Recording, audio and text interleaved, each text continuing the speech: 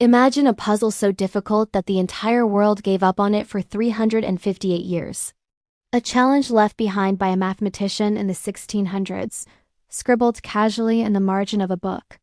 Next to it, he wrote a note that would become legendary. I have discovered a truly marvelous proof of this, but this margin is too small to contain it. No one ever found that proof. For centuries, the smartest minds on the planet tried and failed. Until one man solved it, alone in secret, centuries later.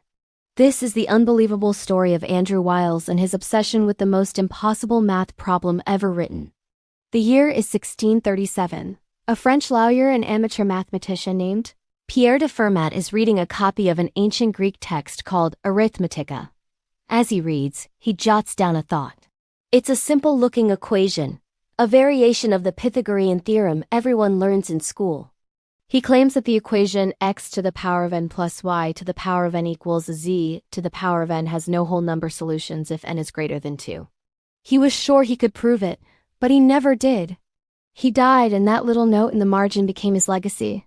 It became known as Fermat's last theorem, and it turned into the most famous mathematical tease in history. For over 300 years, the theorem was a graveyard for mathematical reputations.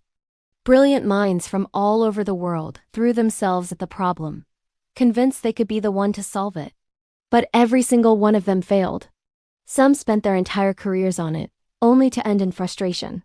It became a running joke in the math community, a problem so difficult it was nicknamed the Everest of mathematics. It was considered unsolvable, a challenge that was more myth than math. But to one kid, it wasn't a myth. It was a dream. Fast forward to the 1960s. In a small town in England, a 10-year-old boy named Andrew Wiles wanders into his local library. He stumbles upon a book about this very problem, Fermat's last theorem. He was instantly captivated. Here was a problem that he, a 10-year-old, could understand, yet the greatest mathematicians in history couldn't solve it. He later said, I knew from that moment that I would never let it go. I had to solve it, and he meant it. He grew up, became a professional mathematician, but that childhood dream never faded. However, by the time he was a professor at Princeton University, the world of mathematics had changed. Working on Fermat's last theorem was seen as a fool's errand. It was considered career suicide.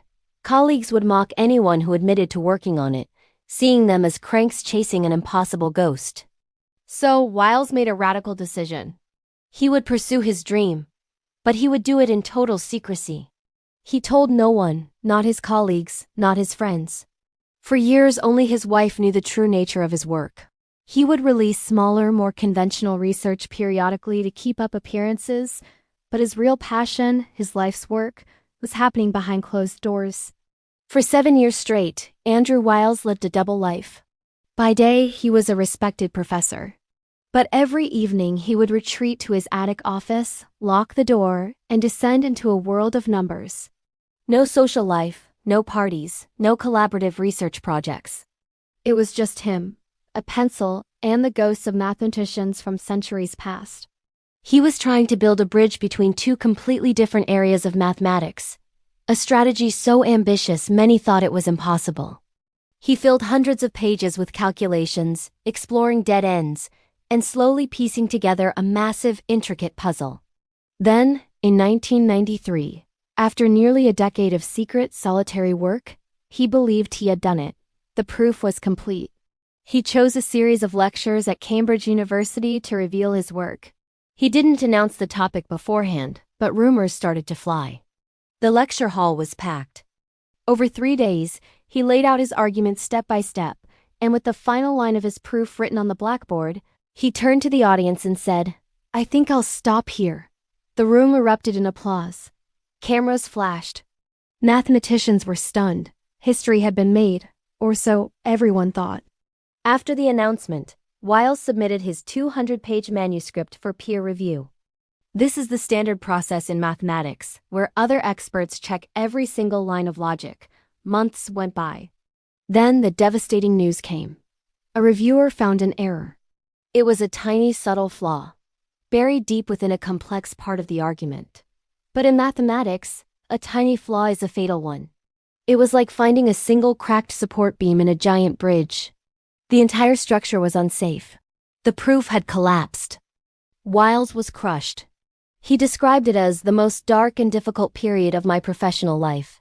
For a full year, he tried to fix the error.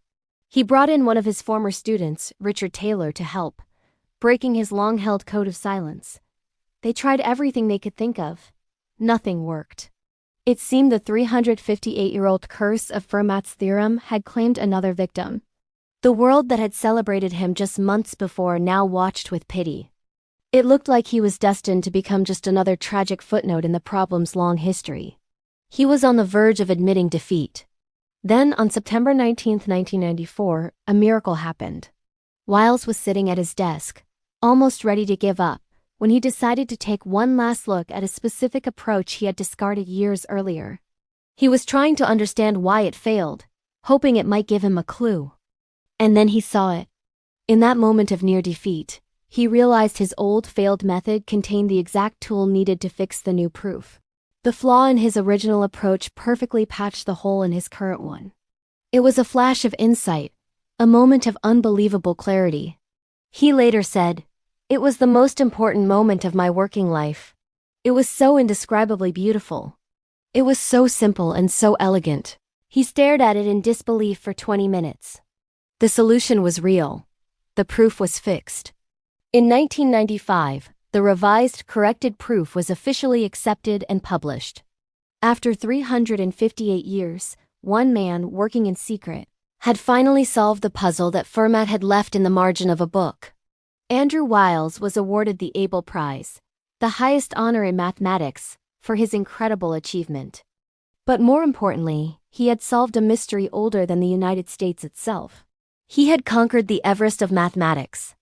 The story of Fermat's last theorem isn't just about an equation. It's a story about human obsession, about the power of a childhood dream, and about believing in yourself when the rest of the world thinks you're wasting your time. It proves that sometimes, the most impossible challenges just need one person who refuses, year after year, to ever stop trying. Thanks so much for watching.